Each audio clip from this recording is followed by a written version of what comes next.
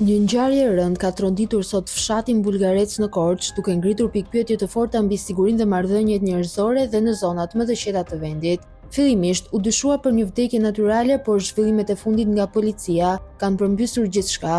Autoritetet kanë konfirmuar zyrtarisht se nuk kemi të bëjmë me një vdekje të zakonshme, por me një krim të rënd që ka marrë jetën e një 78 vjeçari. Sipas të dhënave paraprake nga hetimet, i moshuari është goditur në kokë me mjete të forta, duke pësuar dëmtime fatale që i kanë shkaktuar vdekjen në vend, një akt brutal që ka tronditur jo vetëm familjarët, por edhe të gjithë komunitetin. Banesa e viktimës, që prej më shumë se 20 vite shetonte i vetëm, tashmë është kthyer në skenë krimi. Një vend që deri dje ishte simbol i qetësisë, sot është rrethuar nga forcat e policisë dhe ekspertët e kriminalistikës. Menjëherë, pas konstatimit të ngjarjes, policia ka shoqëruar në komisariat familjarët dhe të afërmit e viktimës. Të gjithë janë marrë në pyetje për të zbuluar nëse ka pasur konflikte të mëparshme, tensione apo probleme që mund të kenë çuar deri në këtë fund tragjik. Ndërkohë, hetimet janë intensifikuar dhe autoritetet kanë ngritur dy pista kryesore. E para lidhet me mundësinë e një vjedhjeje me pasojë vdekjen. Megjithatë, kjo pistë mbetet e paqartë, pasi në banesë nuk janë konstatuar mungesa të parave apo sendeve me vlerë.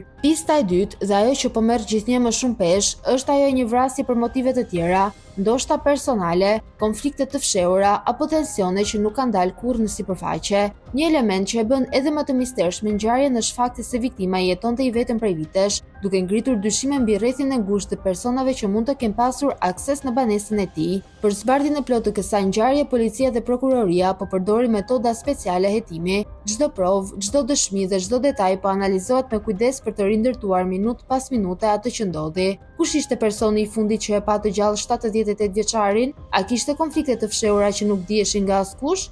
Dhe më e rëndësishmja, kush fshihet pas këtij krimi brutal? Ndërsa hetimet vijojnë, një gjë është e sigurt, kjo ngjarje ka lënë pas një ndjenjë frike dhe pasigurie në komunitetin e vogël të Bullgarecit. Banorët flasin për një zonë të qetë, ku krime të tilla janë pothuajse të padëgjuara, dhe pikërisht për këtë arsye, kjo ngjarje është edhe më tronditse.